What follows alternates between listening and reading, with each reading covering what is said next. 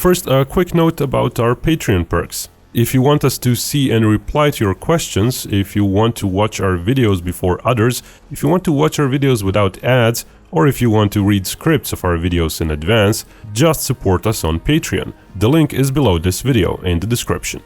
The recent Russian move to mobilize part of their reserves was likely done after it became clear the Russian forces now in Ukraine are simply not enough to even hold the line, let alone advance anywhere. And that became obvious after recent big Ukrainian offensives, the Kherson one and the Kharkiv one. Both entailed several brigades and tens of thousands of troops. Both were carefully planned to cut off and trap many Russian troops using geographical features, such as the Dnieper River when it comes to Kherson and the Oskil River Reservoir when it comes to Kharkiv. The Kherson offensive started earlier. It was announced well in advance. Russian forces moved quite a few of their forces there to counter it, and result was that the Kherson offensive has sputtered out for the time being, and Russian troops seem to be holding. All that produced some claims that Kherson push was just a feint. But considering the tens of thousands of Ukrainian troops used, the losses suffered and renewed pushes, it did and still does qualify as a real offensive and a threat to Russian forces. But at the same time, lots of other frontline areas were only lightly manned, precisely because Russia lacked the manpower to cover everything well.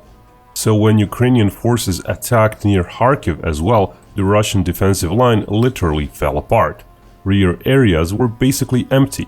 Russian command then made a strategically sensible decision, not only to disengage from fights for such important cities as Izium, but to withdraw completely from all the areas around Kharkiv. They withdrew to the north into Russia and to the east, behind the Oskil River. In essence, Russian forces made a repeat of the April decision to withdraw from northeast of Ukraine, when they realized they're simply running too low on manpower for such a huge, stretched out and indefensible front line. Around Kharkiv, they traded a roughly 250-kilometer long front line, mostly not behind natural obstacles, for a 100-kilometer one behind the river Oskil. Of course, they lost thousands of square kilometers of area in the process, but it was apparently deemed worth it. And therein lies the key to future developments on the front. Despite the recent mobilization, Russia will not see many new effective troops for some weeks or even months to come. As we explained in our previous video, those mobilized troops will slowly accumulate over time. So Ukraine is likely to keep enjoying its several to 1's force superiority for weeks, if not longer. Its momentum should continue, and there are already reports of fresh offensives being planned. Russian sources claim even reservists that were once protecting Kiev and Odessa are now being sent elsewhere, possibly for fresh pushes against Kherson, towards Severodonetsk, and so on. When we look at the map of what Russia is holding right now, the area around Kharkiv indeed seems as the least important one for Russia to hold. City of Kherson is on the northern bank of Dnieper. If Russia lets Ukrainians advance further there, Kherson would be cut off across the river and would eventually fall. That may still happen yet, but it shows that between the choice of northeast Ukraine and approach to Kherson, the latter is much more important to Russia. Russia does not want to allow Ukraine approach Crimea and start lobbing missiles there. It doesn't want to lose access to fresh water for Crimea that it has now, thanks to facilities in Kherson. Equally so, this whole area from Zaporozhye to Donetsk is crucial. If Ukraine makes a big dent anywhere in that big belt, Crimea would again be threatened, being possibly cut off from land routes.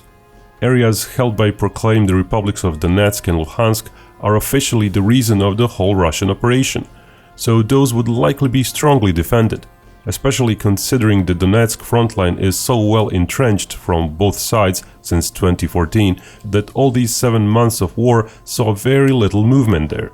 So what is left as, relatively speaking, least important is this whole huge area east of Kharkiv and north of Luhansk. Already there are reports that Ukraine is pushing hard to break into that area. The city of Lyman is partially surrounded and may fall in the near future.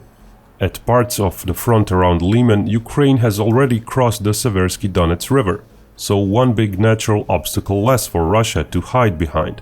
Forests around the river and the city of Lyman were other obstacles used by Russia to hold the line.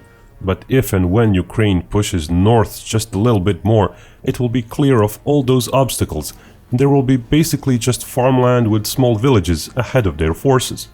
First noticeable defensive line after that Russian forces might hold is the series of towns here. Urban fighting might slow Ukraine down. To be sure, Ukraine will keep pressing on other fronts as well, keeping much of Russian forces tied to Kherson and wherever it decides to attack in the southeast.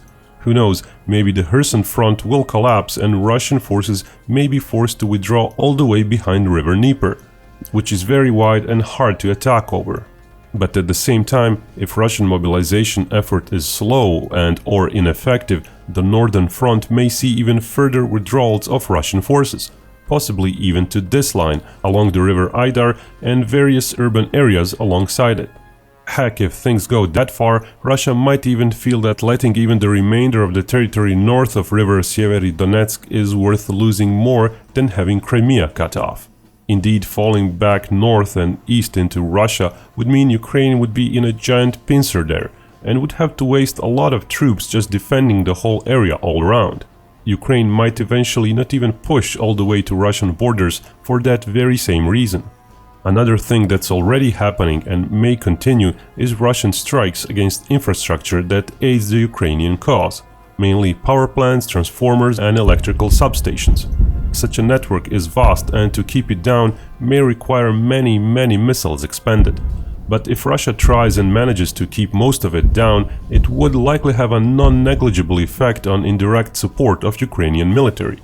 And if Russian mobilized reservists do come in sufficient numbers and don't surrender en masse, then the whole front might eventually reach another long stalemate, protected by big rivers and other geographical features, well-dug-in lines, and the harshness of winter to come.